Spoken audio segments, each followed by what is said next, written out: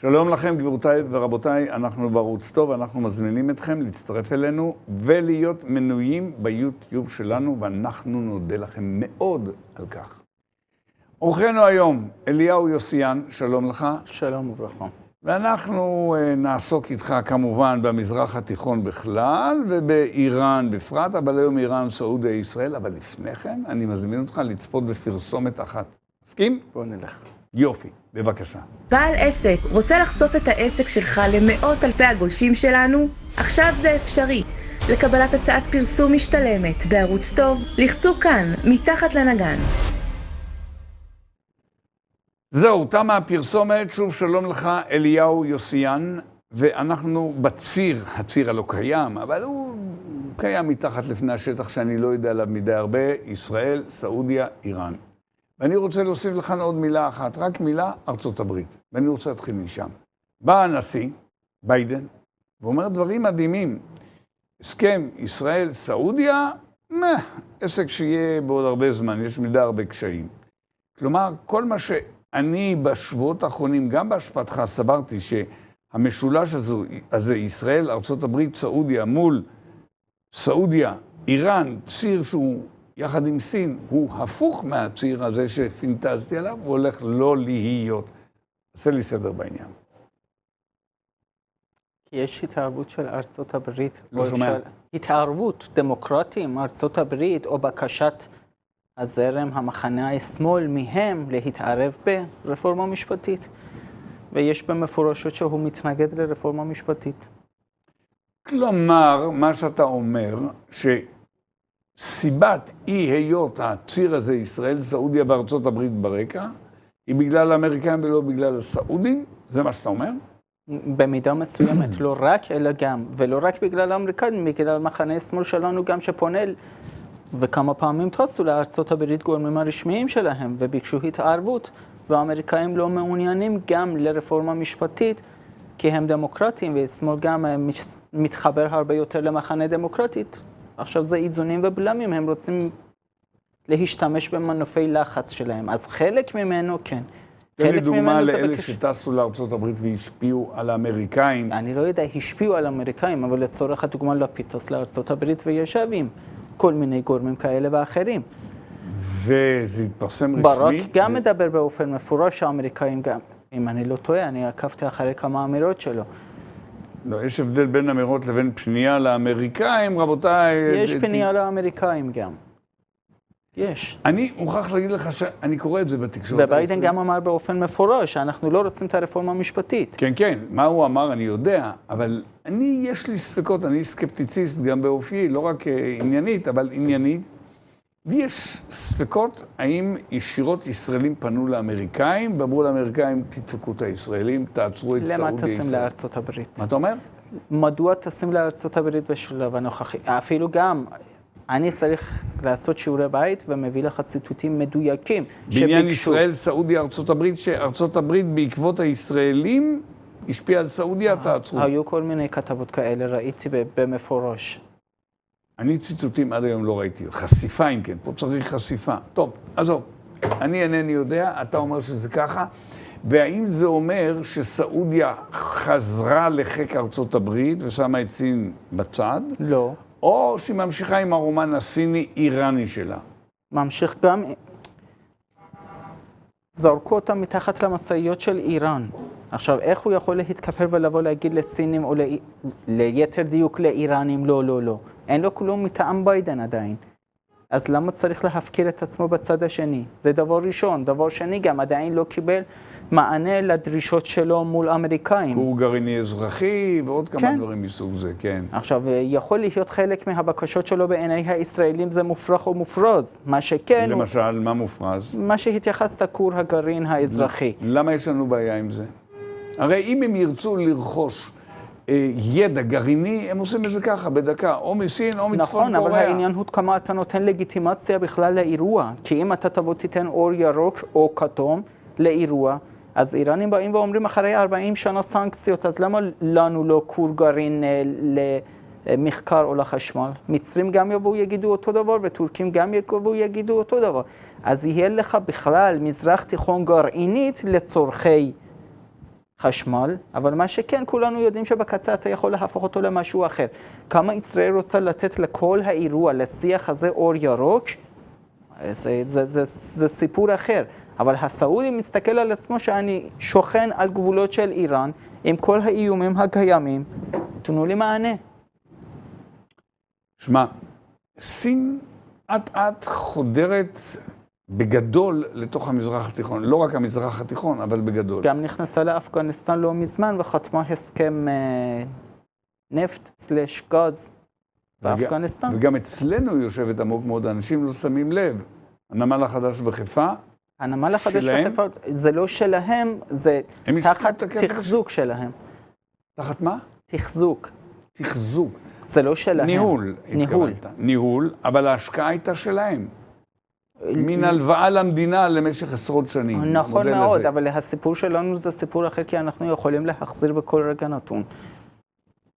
וסיפור שלנו גם בסופו של דבר זה היה באישור אור ירוק של האמריקאים. לא, האמריקאים הודיעו שאם אנחנו לא עוצרים את הסיניות הפולשת לארץ, הם מפסיקים לשלוח לנמל חיפה את הצי האמריקאי החמישי. חלק ממנו אנחנו עצרנו, אם תבדוק.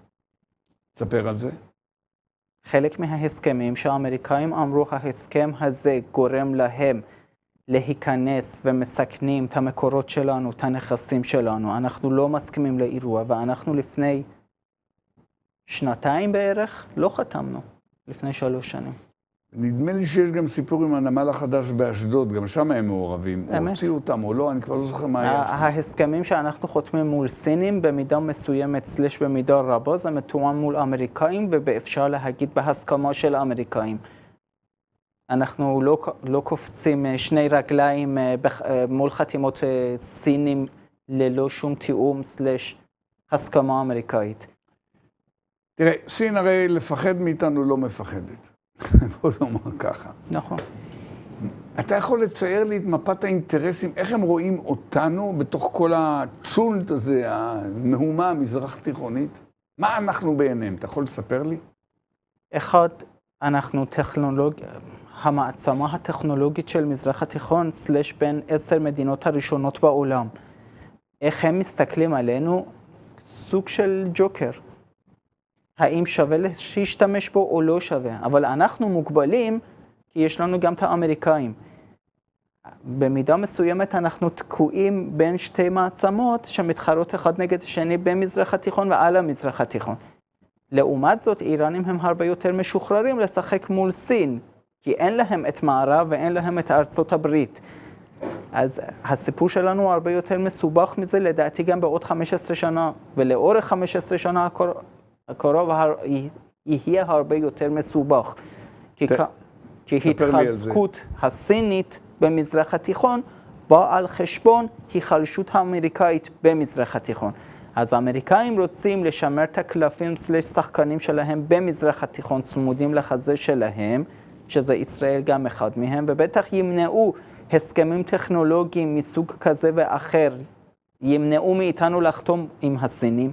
סינים רואים אותנו שאנחנו לא זורמים איתם, אז בטח משחררים יותר קלפים לאיראנים. אנחנו לא רוצים איראנים חזקים, אז אנחנו תקועים בשחרור הקלפים של סינים מול האיראנים. אז זה כבר מדיניות אסטרטגית. האם אני צודק שבעצם אין בידינו, בהיותנו בכל זאת, עם כל הדימוי העצמי שלנו של איזה מי יודע מה, אין לנו בעצם כלים לפעול וללחוץ בתוך הזירה המזרח תיכונית, העולמית הזו, סין, ארצות הברית, מזרח תיכון. כמה אהבתי את השאלה. ושוב פעם חזרנו, אני חושב, לרעיון הראשון או השני שלנו. אתה זוכר? מה? אני לא זוכר. אנחנו תקועים בתפיסת עולם. קלף בטח, האם אתה מוכן להקים ברית נאטו עברי ערבי? בסיסים משותפים עם סעודים, מצרים, טורקים, בחריינים. סעודיה מסכימה לזה כבר, באמת. מישהו הציע? האם אתה מסכים? תבוא להגיד לסעודים, אתה רוצה כור גרעין לצורכי חשמל? אני מקים לך. עם דגל ישראל, עם דגל סעודיה. אתה מקים פה או שם? שם. שת"פ מלא, שת"פ בכל המובנים האפשריים. אתה רוצה טייסים טובים? יש לי, בוא אני מכשיר לך טייסים. אתה רוצה מה עם לימוד... הגאווה הערבית הסעודית, מה הם ייקחו מאיתנו טייסים? בבית הספר שלהם יש שם את הטייסים בינתיים שלהם. אנחנו יכולים לשרת את הביטחון הלאומי שלהם, כן. כי בינתיים איראנים... במחשכים. לא, למה במחשכים? באופן פומבי, כשחותמים הסכם שלום, אתה רצית גרעין, אתה אנחנו... מדבר בעידן השלום העתידי. השלום העתידי תלוי כמה אתה משחרר קלפים לטובת סעודים שהם מוכנים לחתום. תן מענה. אתה קוראים לך מעצמה אזורית, תתנהג כמעצמה אזורית. הם רוצים לוחמים, לנו יש... תשמע, לא מזמן נכנסתי לתחנת רכבת. עכשיו, בתחנת רכבת, אם אתה... בישראל, סעודיה, איראן, איפה? בישראל. עכשיו, שומרי תחנת רכבת שעושים בדיקה גופן. הם היו לוחמים, טירונות 07, 08. עכשיו אני בא ושואל אותך, יש המון לוחמים כאלה שלא הסכימו לעבודה מועדפת, ולא מוכנים לעמוד בתחנת רכבת או תחנת אוטובוס. למה הוא צריך לחפש עבודה מועדפת? אם אני יכול לפתוח קופה משותפת מול אמירויות, ולבוא לשלם לו 30-40 אלף שקל, שהוא יקים להם, תחת החוזה המשותף הישראלי-ערבי, יחידות קומנדו, למה אני צריך להשים אותו על עבודה מעודפת של 77 שקלים או 78 שקלים ו40 אגורות? התפיסה הזאת זו תפיסה עלובה מאוד, שהם מנהלים בכלל, צריך לחשוב בגדול, שיהיה בסיסים משותפים על פני מזרח התיכון, שיחידות קומנדו הישראלים, במקום לעמוד בתחנת רכבת ותחנת אוטובוס של ירושלים, מלמדים אותם יחידות קומנדו, אז אני לא מדבר עם חייל קרבי עם 5 שנים ותק עבודה מעודפת. השיח הוא הרבה יותר גדול מזה. אחד הדברים הכיפים איתך, אבל זה לקח כמעט 10 דקות עד שזה יצא החוצה, זה הרעיונות המקוריים האחרים שלך. מחוץ לתלם, הייתי אומר. זה רעיון נראה לי יותר מפנטסטי, אבל הרעיון הזה הוא גם ביקורתי. אתה בעצם אומר שאתה מבקר את ההנהגה הישראלית, למה היא לא נוקטת יוזמה מול הסעודים, ולמה היא לא פונה לסעודים. אני מסכם את הרעיון שלך, ומציעה ברית צבאית בינינו לבינם, והנה הדברים שאנחנו נספק לכם בתוך הברית הזאת. באמת? זה מה שאתה אומר. כן. נהדר. דיברת עם איזה איש מדינה בישראל על זה? אתה מדבר מדי פעם עם אנשים. פה ושם מדבר, אבל זה גדול עליי. איזה שולחן של קבלת החלטות. טוב, רעיון נהדר. אני מודה לך מאוד. בשמחה אליהו רבה. יוסיאן, גבירותיי ורבותיי, תודה רבה שהייתם איתנו. שלום, ביי ביי ולהתראות.